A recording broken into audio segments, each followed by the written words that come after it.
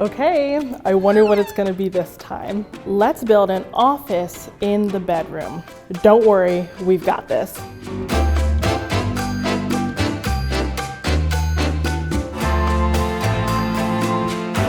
Welcome to Interior Motives, where we solve wildly specific interior design troubles and craft a space that perfectly meets your design needs by exploring Wayfair's vast selection. So I know you're thinking, who are you? Why should I trust you? My name is Kiva Brent and I am an interior stylist. My career has been defined by designing luxury spaces with and without a luxury budget. Now let's turn to today's topic of discussion, the office in the bedroom. We aren't designing any old office bedroom combo. We're crafting one so good that in your next meeting, your boss will think it's a virtual background. There are two main factors you need to consider when crafting a dual purpose room: space and cohesion. Let's tackle space first.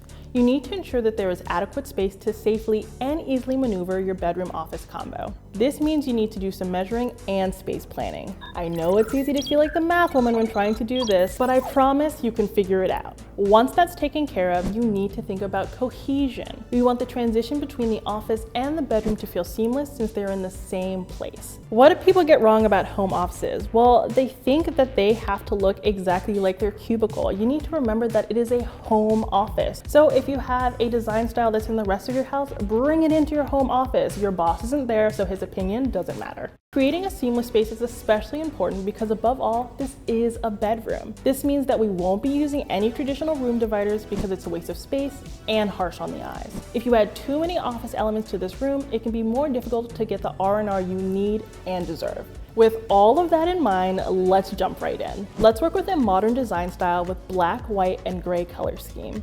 It's universally appealing, minimal, and easy to achieve. While we are sticking to a simple color scheme, it's also crucial to add pops of color, which we will do a little later on. First, we need a desk, and I hate that I have to say this, but no lap desks. We need separation of church and state. Absolutely no work in bed. That's an order. This white ladder desk is the perfect option because it's sleek, minimal, and hide your desk within a ladder shelf. It's the perfect opportunity to give that decor that's definitely gathering dust under your bed a proper home. Essentially, you're getting much needed storage space and an office space in one. It's a no-nonsense approach to a desk, and as long as you measure, it will be a great addition to any bedroom. Can you work in your pajamas? I always get dressed on the top half, but the bottom half, it's always pajamas, so I say yes.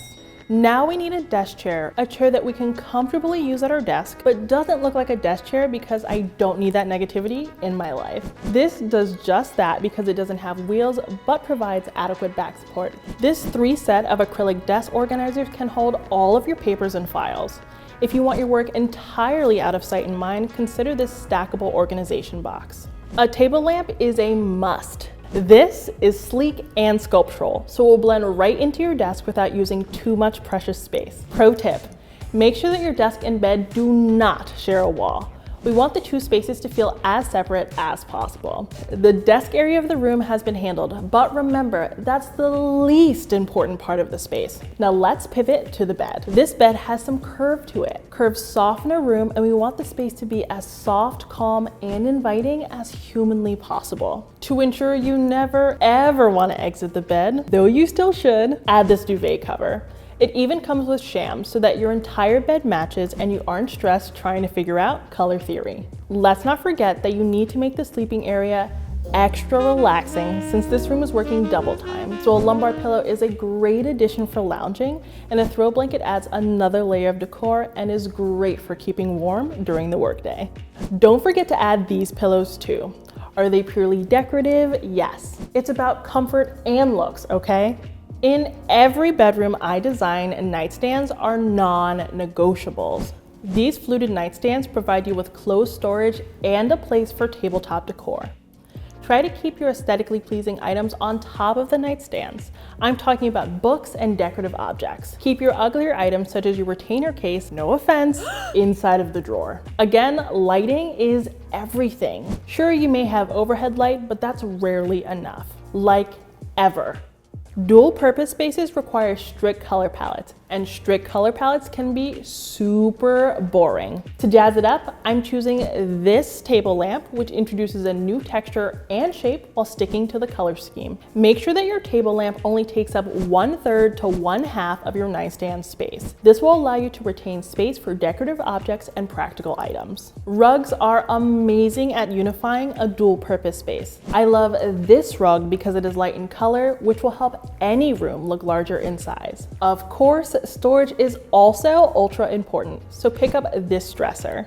Consider reserving 1 or 2 drawers for work materials if necessary. Something that will really elevate your bedroom office combo is some wall art. You're not in a cubicle anymore. I'd add this piece above the bed and this piece above the dresser. They work with the color scheme, but add some much needed personality. Last, but certainly not least, let's add this very realistic tree because we need to add a pop of green to liven up the space. Nothing brings life to a space like a fake tree that was never alive to begin with. Now you have a cohesive dual-purpose space that you actually want to be in. This design diminished the work aspect of the room to an afterthought so that you can prioritize your health and well-being when working from home. Tune into our next episode of Interior Motives for another wildly specific design challenge. Let's hope I've got it in me.